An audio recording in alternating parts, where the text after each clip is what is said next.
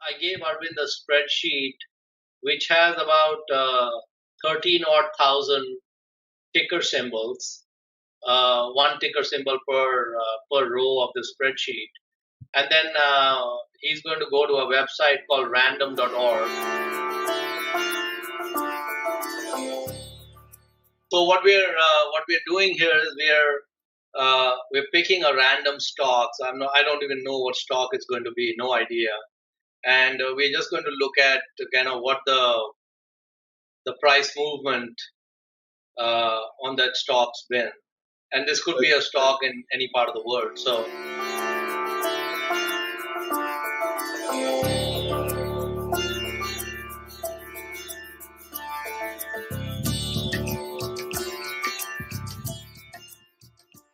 So this stock is in the U.S. It's ticker PKE. P as in Paul, K as in King, E as in Elephant. And the company name is Park Electrochemical Corp. Okay, so I've never heard of this company. Maybe Arvind has. Maybe he owns it in his portfolio. All right. So basically, if we look at, let's say, I'm just looking at I pulled up Google Finance. So you can pull up whatever website you want, which you prefer, Arvind, which has. We'll use the same as you. Okay. So I'm just looking at Google Finance, and you can see that the 52-week range on this stock is like from $19 to $32. Okay. So, and maybe if one of you has a calculator, if you take the bottom to the top, how much more than the top is the top from the bottom? Is it like 55% or something? 68%.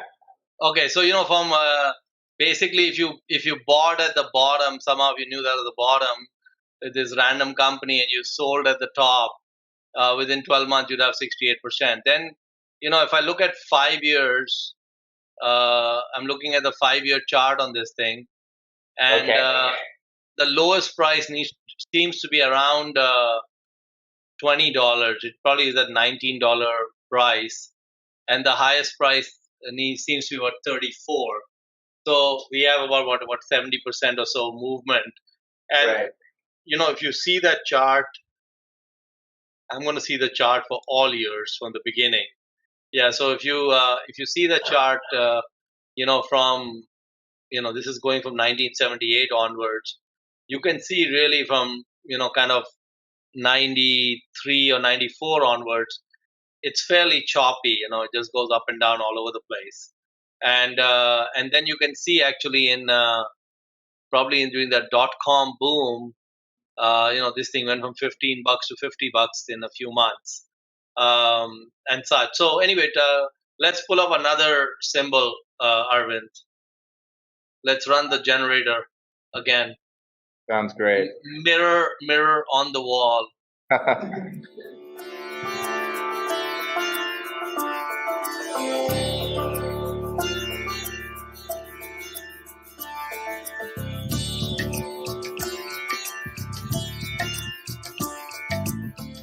That translates into a company called Premier Gold Mines Limited in Toronto, ticker PG.TO. Okay, so here we see a 1-year range between $1.28 and $3.52. And what is how high is that? What is the percentage that the high is high above the low? So it's like 226. It's almost 200% over the thing. And if you look at, so again, you got massive swing within a year, and then if you look at a 5-year range on this thing, it's all the way from $8 to $1.45. So again, this is not anything like Iowa farmland, and you're seeing all these wide swings. And one of the big reasons you see these swings, of course, they are probably a gold miner and they're probably tied to the gold price and whatever people think is happening. But again, another part of this whole thing is that it's not negotiated transaction. It's auction-driven markets. So let's pick another one, Arvind.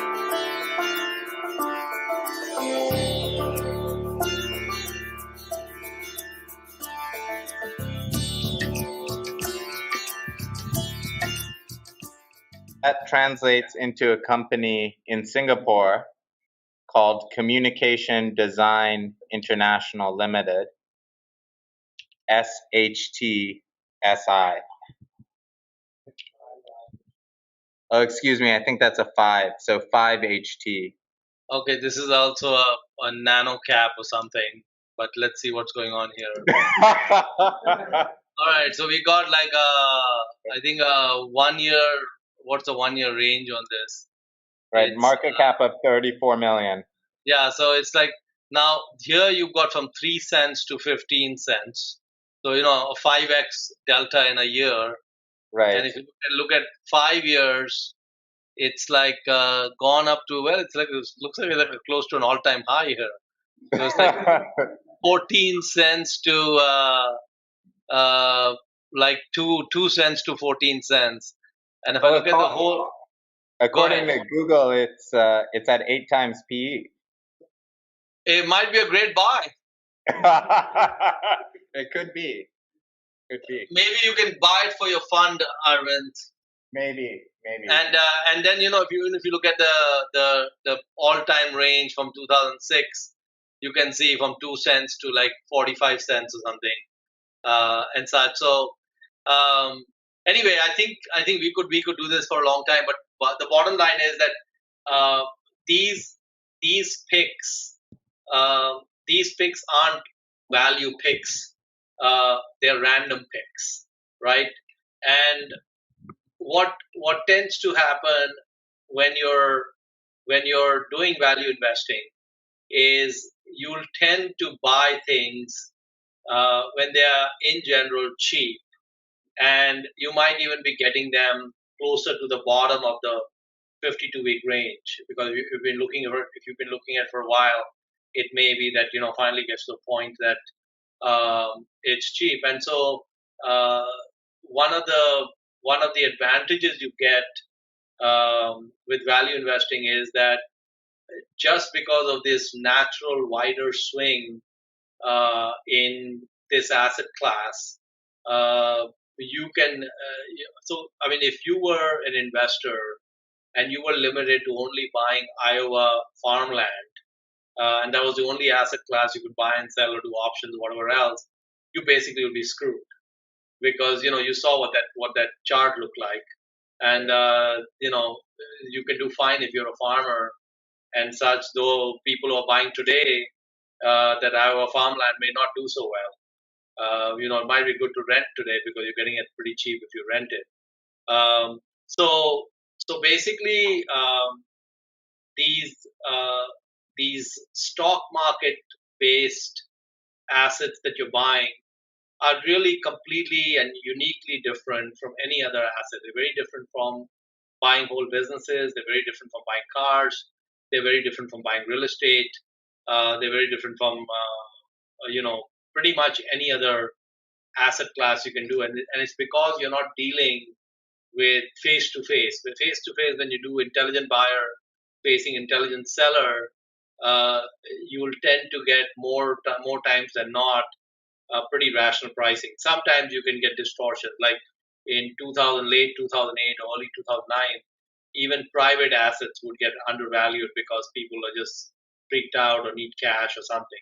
But in most circumstances, you won't get that with negotiated transactions. But you can almost always find that in equity markets because of these swings that are going on. Companies are going through all sorts of things. Like today I think I didn't check, but how much was the Dow down today, Arvind? 300, over 300. Okay, yeah, so the over 300 points, and so all kinds of businesses got marked down. And I used to give the example. In fact, I'll take a look here. There's a company called Service Corp, and you can see that Service Corp. If Arvind pulls it up, it's got it dropped 2% in price today, and this is the company that buries dead people, and they're in the funeral services business. So whatever caused the market to go down, Arvind, what caused the market to go down? I have no idea. Anyone else want to take a crack at what happened? What happened that caused the market to go down today? You know how these commentators have a one sentence answer. Like I heard earlier today on CNBC that, and maybe I don't know if this was the reason why I just caught a soundbite where they were concerned about Mario Draghi, and they said that people are concerned that the emperor has no clothes. Maybe they're questioning his ability to actually do things in Europe. So I don't know what happened, but something jolted the market. I have no idea what happened. But whatever jolted the market, it did not increase human life expectancy. Did it increase human life expectancy today? Doubtful. Any of you can answer. Did we have any change in the way humans take care of their dead today? Maybe few people have died. I don't know. But fewer people died? Yeah. You think fewer people died? Arvind, do we have Ebola on the screen or not on the TV nowadays? Okay, so basically you look at something like Service Corp.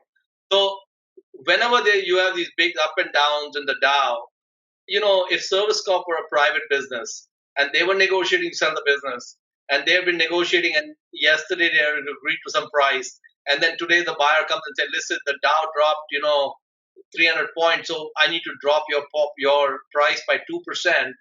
The seller would tell them, go take a hike. They're not concerned with all that.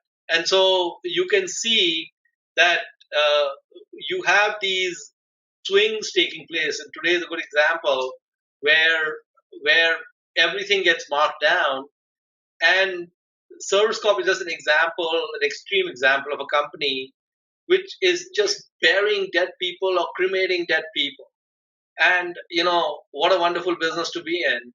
And, why should they have any impact whatsoever on their business valuation because of today? But it did. And in fact, even if you look at Service Corp, I'll just pull up the 1 year range on this thing. So if you look at the 1 year range on this, it's like from $17 to $23. Again, that's a fairly large range for a company that is doing something as benign as burying dead people. And if you look at it 10 years, over 10 years, this thing has gone from like, I don't know, like $2 or $3 all the way up to 23. And their business, in fact, the funny thing is, it went down a lot during the financial crisis. You see that chart during the financial crisis in 2008 Yes. and 2009? Okay. Yeah. Did people stop dying then? Did they have more heart attacks at that time or less heart attacks? Did the human mortality change at that time? What happened there? Nothing happened, and neither did their margins or anything else. So you can see kind of what's happening. And this would not be the chart if we had a chart of private transactions of buying and selling of funeral homes. This would not be the chart that would show up. That'd be a completely different chart. So those are my kind of remarks I wanted to make. And we can talk about anything you have in mind now, Arvind.